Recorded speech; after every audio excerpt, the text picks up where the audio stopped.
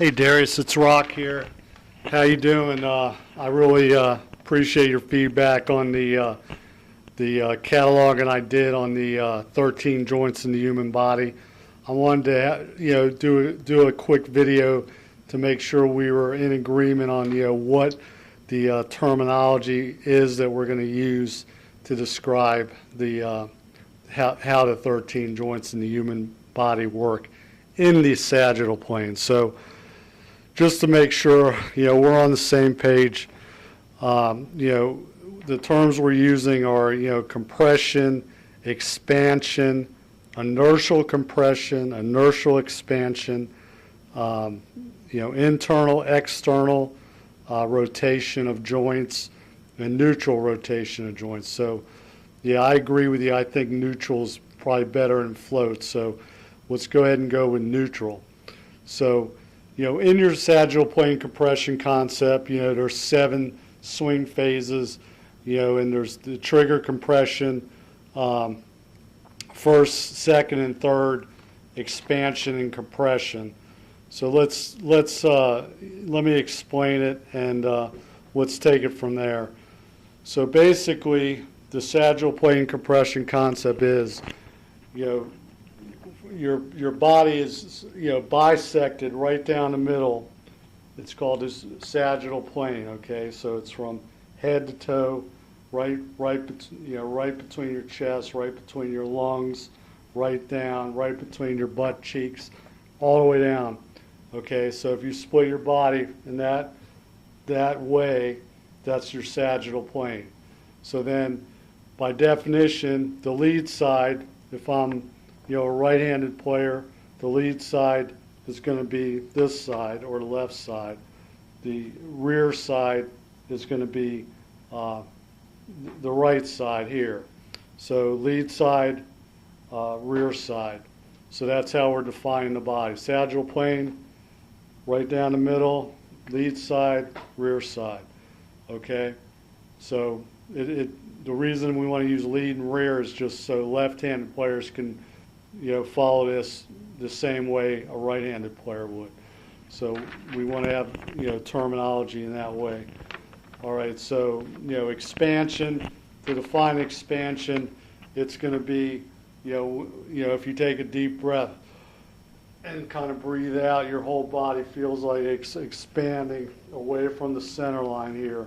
So it's going out.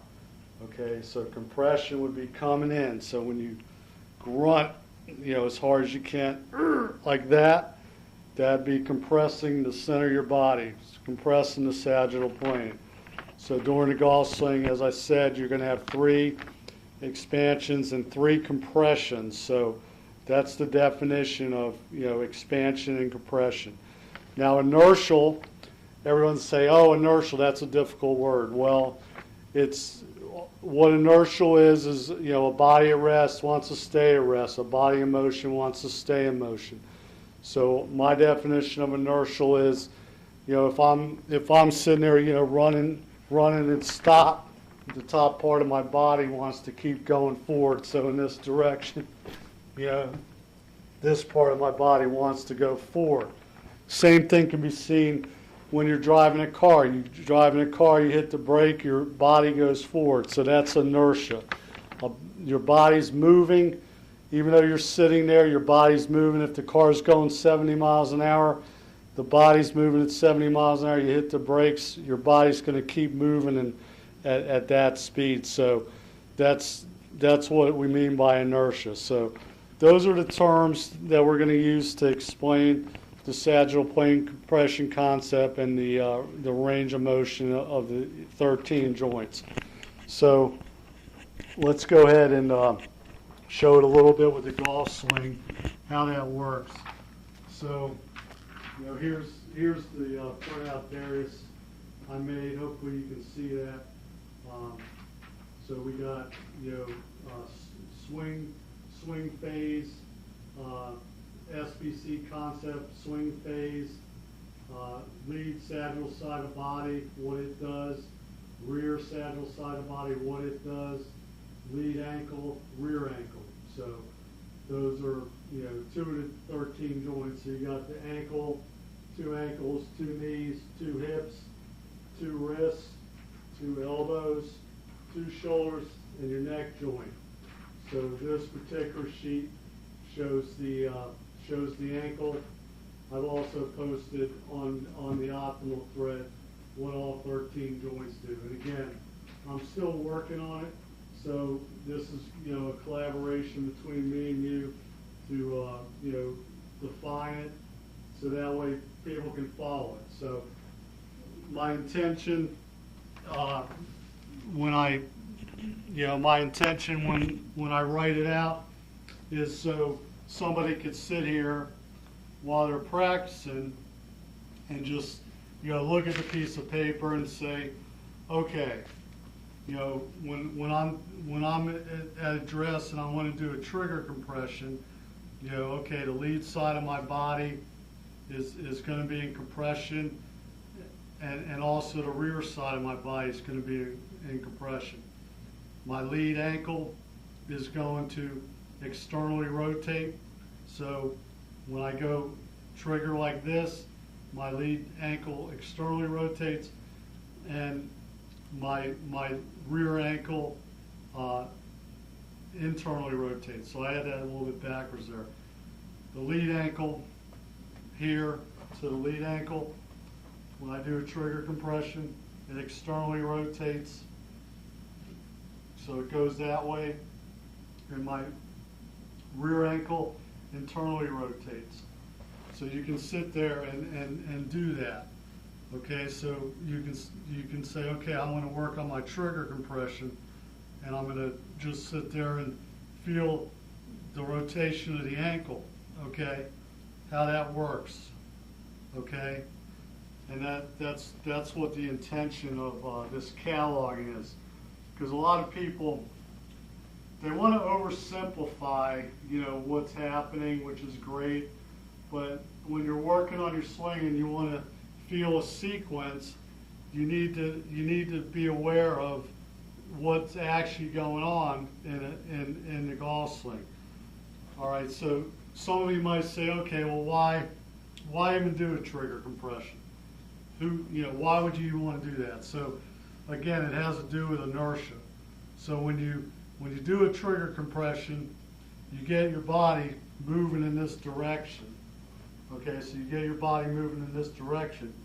Well, it's moving in this direction, it looks like it's kind of rotating a little bit.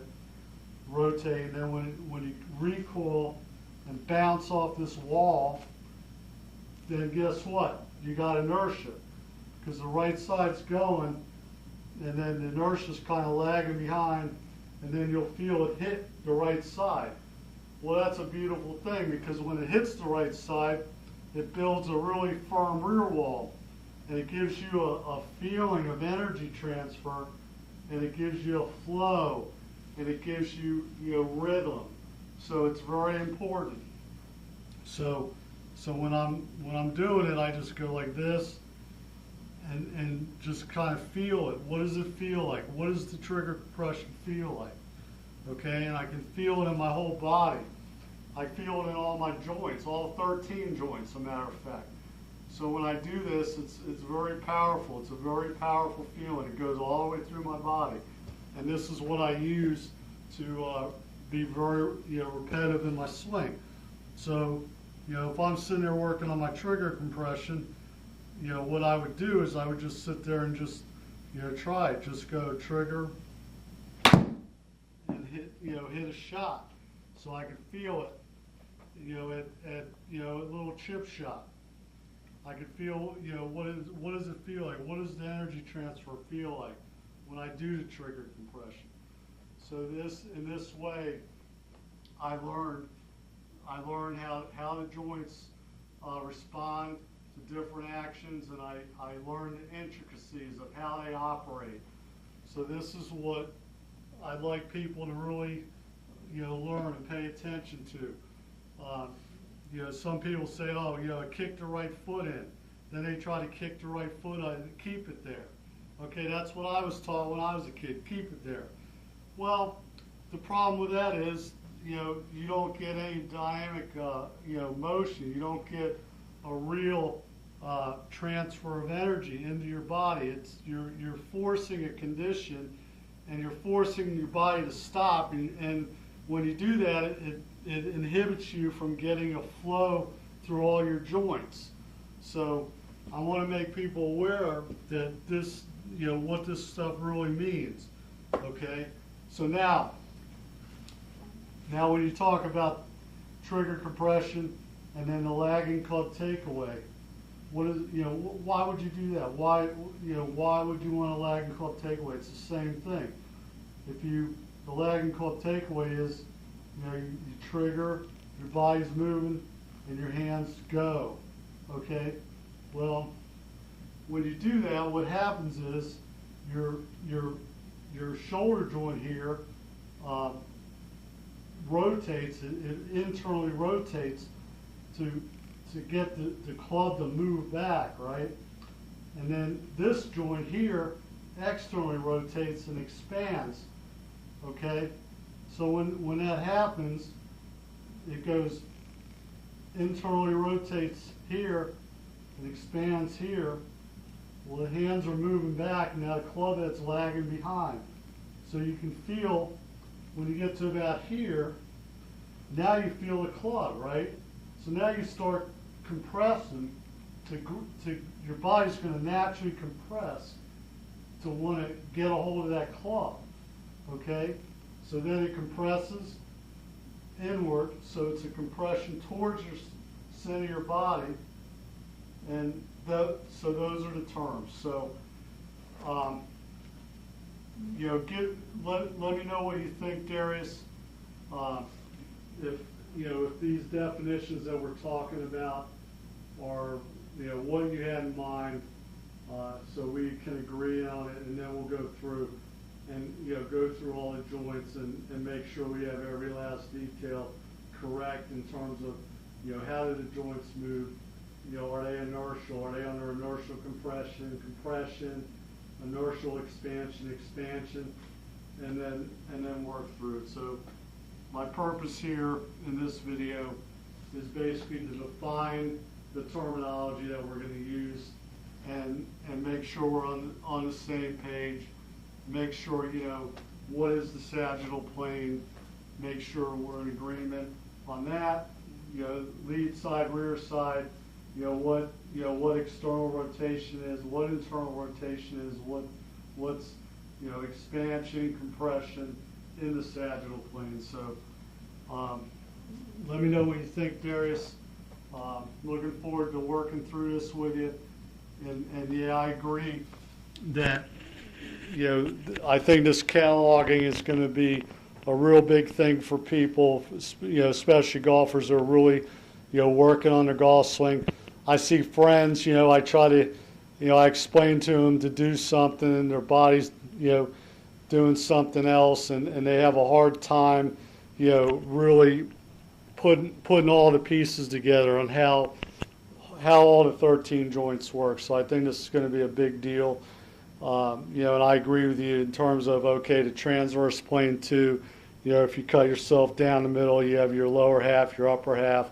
I think that's going to be important to catalog what happens in that plane, and then also the coronal plane, down side of your body in this way, what happens there. So when you squat, sit down, how's that gonna? Why is it important to maintain balance in the coronal plane? I think that's going to be important too. But for me, the sagittal plane has been the biggest thing. I think that, understanding the compression and expansion phases in the sagittal plane has been, really, really big for me. And, I thank you a lot for that, for, explaining it. Of course, I want to go in much greater detail in what all 13 joints do. And this has been, a lot of what I've been working on, in the optimal thread to make sure I understand every last detail of what my body's doing, and to make it so it repeats that in a natural flowing sequence with no thought. But part of that, to get to that point where you're swinging with no thought, you have to kind of know what you want to do. What are you trying to do? I can describe what I'm feeling, but there's definite technical words to explain what the body's doing. What is it actually doing? Okay, and that's what we're going to do here with these cataloging these joints. Okay, so I'm very excited about this, and thanks so much for everything you've been doing, and we're going to take it from here, buddy. All right, so see you.